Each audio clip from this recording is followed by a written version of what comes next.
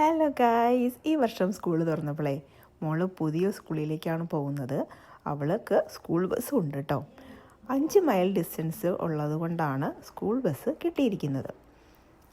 നമ്മുടെ വീടിൻ്റെ അടുത്ത് വരുന്ന എലമെൻ്ററി സ്കൂളായിരിക്കും ബസ് സ്റ്റോപ്പായിട്ട് അസൈൻ ചെയ്യുന്നത്. അപ്പോൾ വോക്കബിൾ ഡിസ്റ്റൻസിൽ ഒരു നല്ല സ്കൂളുള്ളപ്പോൾ എന്തുകൊണ്ടാണ് 5 മൈൽ ഡിസ്റ്റൻസ് ഉള്ള സ്കൂളിലേക്ക് ചെറിയ കുട്ടികളെ നമ്മൾ വിടുന്നത്? ചെറിയ കുട്ടികളല്ല, ഇവിടെ മിഡിൽ സ്കൂളായാലും ഹൈസ്കൂളായാലും എല്ലാവരും ഇതുപോലെ സ്കൂളിൻ്റെ റേറ്റിംഗ് നോക്കിയിട്ടാണ് കുട്ടികളെ വിടുക. ഈ സ്കൂൾ കാണാനൊക്കെ നല്ല ഭംഗിയുണ്ടെങ്കിലും ഇതിന് 5 ആണ് റേറ്റിംഗ് കേട്ടോ. അപ്പോൾ നമ്മൾ ഏഷ്യൻസ് പ്രത്യേകിച്ചും കുട്ടികൾ അറ്റ്ലീസ്റ്റ് 7 ഉള്ള സ്കൂളിലേക്ക് വിടുള്ളൂ. അപ്പോൾ ഇപ്പോൾ അവൾ പോകുന്ന സ്കൂളിൽ 10 ഔട്ട് ഓഫ് 10 ആണ് കേട്ടോ.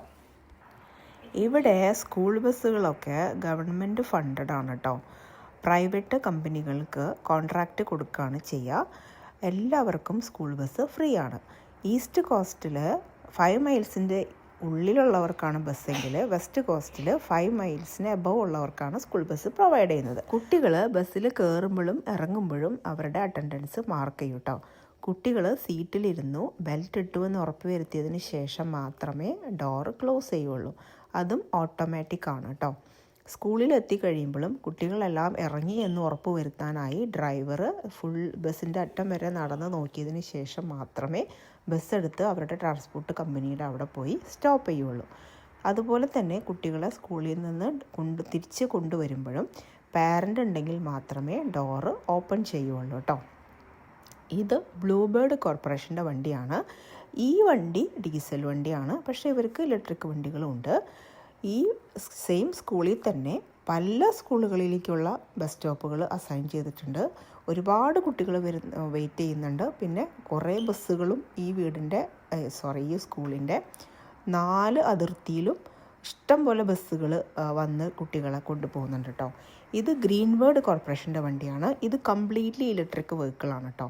അപ്പോൾ ഇലക്ട്രിക് വെഹിക്കിളിന് ഗവൺമെൻറ്റിൻ്റെ വക സ്പെഷ്യൽ ഇൻസെൻറ്റീവും കൂടെ ഉണ്ട്.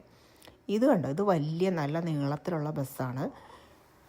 ഇതും ഒരു എലമെൻ്ററിയിലേക്ക് കുട്ടികളെ കൊണ്ടുപോകുന്ന ബസ്സാണ്. അപ്പോൾ നമ്മുടെ കുട്ടികൾ എലമെൻ്ററിയിലാണ് പഠിക്കുന്നതെങ്കിൽ എലമെൻ്ററി സ്കൂളിലേക്കായിരിക്കും സ്കൂൾ ബസ് വരുന്നത്.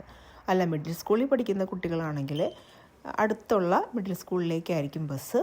സെയിം തന്നെ ഹൈസ്കൂളിലേക്കാണെങ്കിലും അടുത്തുള്ള ഹൈസ്കൂളിലേക്കായിരിക്കും നമ്മുടെ ബസ് സ്റ്റോപ്പ് അസൈൻ ചെയ്യുന്നത്. അപ്പോൾ റേറ്റിംഗ് ഇവിടെ സ്കൂളുകളിൽ റേറ്റിംഗ് നോക്കി നമ്മൾ അപ്ലൈ ചെയ്യുമ്പോൾ ലോട്ടറിയിൽ അപ്ലൈ ചെയ്യണം കേട്ടോ. ലോട്ടറിയിൽ അവരെ പിക്കപ്പ് ചെയ്താൽ മാത്രമേ നമുക്ക് നല്ല സ്കൂളിലേക്ക് അഡ്മിഷൻ കിട്ടുകയുള്ളൂ. ഇനിയിപ്പോൾ നമ്മുടെ വീടിൻ്റെ നമുക്ക് അസൈൻ ചെയ്തിരിക്കുന്ന ഹോം സ്കൂള് നല്ലതാണെങ്കിൽ പിന്നെ ലോട്ടറി ത്രൂ ഒന്നും പോകേണ്ട ആവശ്യമില്ല. അപ്പോൾ എങ്ങനെയുണ്ട് ഞങ്ങളുടെ അമേരിക്കയിലെ സ്കൂൾ വിശേഷങ്ങൾ, സ്കൂൾ ബസ് വിശേഷങ്ങൾ? Thanks for watching. ബൈ.